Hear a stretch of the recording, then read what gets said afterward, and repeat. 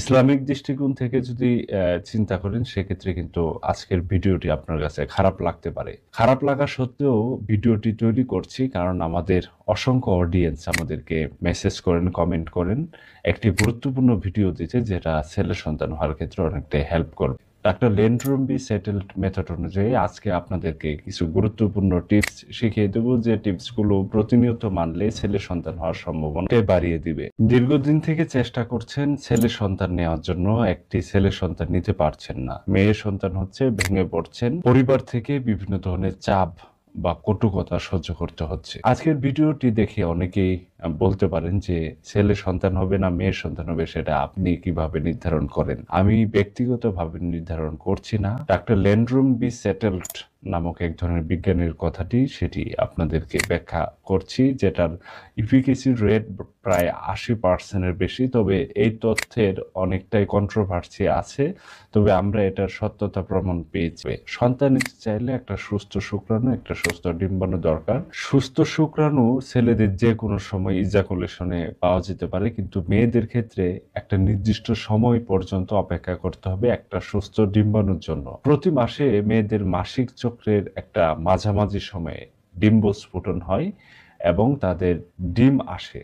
ওই ডিমের সাথে যখন শুক্রাণু মিলিত হয় তখনই কিন্তু সন্তান হয়। তবে লেন্ড্রুম্বি সেটেল বলেছেন যে ডিম্বস্ফোটনের সময়টুকুতেই যদি শুক্রাণু মিলিত করে সেক্ষেত্রে ছেলে সন্তান হওয়ার সম্ভাবনা অনেকটাই বেড়ে যায়।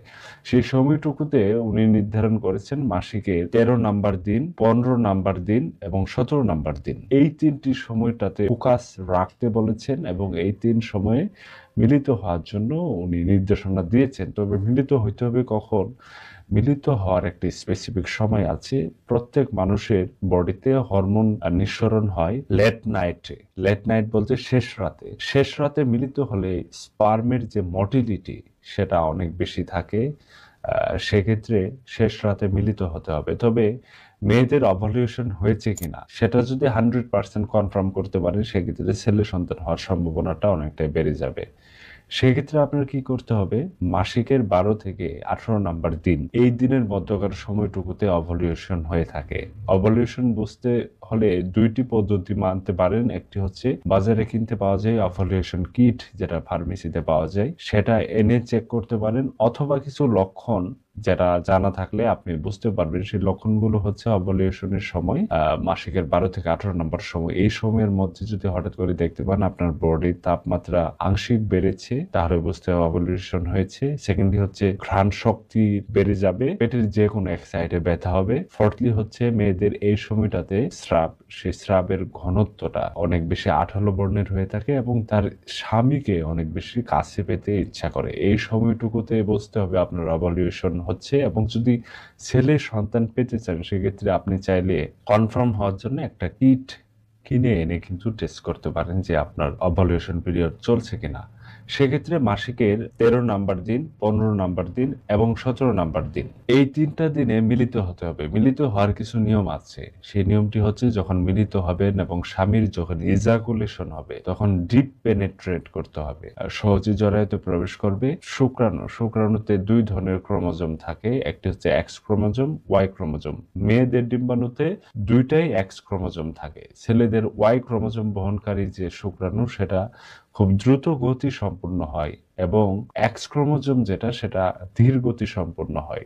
ওয়াই ক্রোমোজোম বহনকারী যে ক্রোমোজোম সেটা ডিম্বাণুর সাথে মিলিত হলে ছেলে সন্তানের জন্ম নেয়। তবে এই ওয়াই ক্রোমোজোম বা ছেলে সন্তান বহনকারী যে ক্রোমোজোম সেটা অল্প সময় বেঁচে থাকে। অপরদিকে এক্স ক্রোমোজোম লম্বা সময় বাঁচতে পারে। এজন্য মেয়েদের ছেলে সন্তান হওয়ার সম্ভাবনাটা কমে যায় যদি ওভালিউশন টাইম ব্যতীত মিলিত হয়। সুতরাং ওভালিউশন টাইমে মিলিত হতে হবে এবং যখন মিলিত হবেন শেষ রাতে অবশ্যই মিলিত হওয়ার সময় ডিপ পেনিট্রেট করে ইজাকুলেশন করতে হবে এবং স্বামী ওই অবস্থায় দীর্ঘ সময় শুয়ে থাকবে।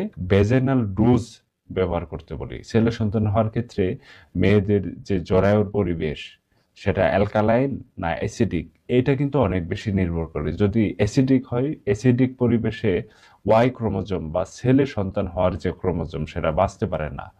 সেক্ষেত্রে মেয়ে সন্তান হওয়ার সম্ভাবনা থেকে যায়। তবে অ্যালকালাইন পরিবেশে ওয়াই ক্রোমোজোম বাঁচতে পারে, এক্স ক্রোমোজোম বাঁচতে পারে না। যারা আরেকটু সুনিশ্চিত হতে চান যে ছেলে সন্তান হবে, সেক্ষেত্রে জরায়ুর পরিবেশটি অ্যালকালাইন করে নিতে হবে। অ্যালকালাইন করলে অবশ্যই ছেলে সন্তান হওয়ার সম্ভাবনা অনেকটাই বেড়ে যায়। অ্যালকালাইন পরিবেশ নাকি অ্যাসিডিক পরিবেশ, সেটা কিভাবে বুঝবেন? সেটা বোঝার জন্য বাজারে টেস্টিং কিট কিনতে পাওয়া যায়, পিএইচ টেস্টিং কিট। সেক্ষেত্রে ওইটা দিয়ে চেক করলে অনেকটাই ফলপ্রসূ পাওয়া যায়। তবে আপনারা যদি চান, সেক্ষেত্রে আমরা এই টপিকসটা নিয়ে আরেকটি ভিডিও দিতে পারি। এই টপিকস নিয়ে যদি ভিডিও পেতে চান, সেক্ষেত্রে অবশ্যই আমাদেরকে কমেন্ট করে জানান। ভালো রেসপন্স পেলে আমরা একটা ভিডিও তৈরি করব। তবে এই অ্যাসিডিক না অ্যালকালাইন ডোজ, যদি ছেলে সন্তান নিতে চান, অবশ্যই অ্যালকালাইন ডোজ তৈরি করতে হবে। অ্যালকালাইন ডোজ কিভাবে তৈরি করবেন? অ্যালকালাইন ডোজ তৈরি করতে হলে আপনার দুইটা জিনিস লাগবে। একটা হলো ফুটানো কুসুম গরম পানি, বেকিং সোডা। 3 থেকে 4 লিটার কুসুম গরম পানিতে 1 চামচ বেকিং সোডা দিয়ে ভালো করে মিশিয়ে নিতে পারেন, এবং মেশানো পানিটি মেয়েদের যে বিশেষ অঙ্গ আছে মাসিকের রাস্তা, সেই রাস্তা দিয়ে ঢালতে পারেন। সেই রাস্তায় ঢাললে জরায়ুর পরিবেশটি অ্যালকালাইন হওয়ার সম্ভাবনা থেকে যায়। অনেকেই বলবে যে সেটা বাইরে ঢাললে কিভাবে এটা অ্যালকালাইন হবে? কারণ বাইরে ঢাললে সে পানিগুলো কিছু পানি অ্যাবজর্ব করে নিবে জরায়ু। অ্যাবজর্ব বা চুষে নেওয়ার পরে অ্যালকালাইন পরিবেশ হওয়ার সম্ভাবনা অনেকটাই বেশি থাকবে। সেক্ষেত্রে কিন্তু ছেলে সন্তান হওয়ার সম্ভাবনা অনেকটাই বেড়ে যাবে।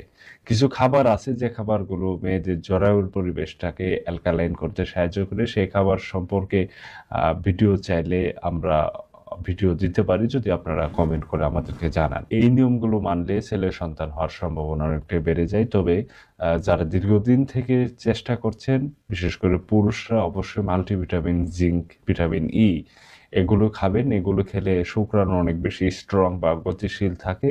সেক্ষেত্রে সন্তান হওয়ার সম্ভাবনা বেড়ে যায়। মেয়েরা যদি সন্তান নিতে চান, অবশ্যই 3 মাস আগে থেকে ফলিক অ্যাসিড খেতে পারেন, ভিটামিন ই ক্যাপসুল খেতে পারেন। ছেলেদের ক্ষেত্রে আরেকটি গুরুত্বপূর্ণ টিপস, সেটা হচ্ছে যদি ছেলে সন্তান নিতে চান, মিলনের আগে 2 থেকে 3 কাপ কফি খেতে পারেন চিনি ছাড়া, অথবা ডার্ক চকলেট খেতে পারেন।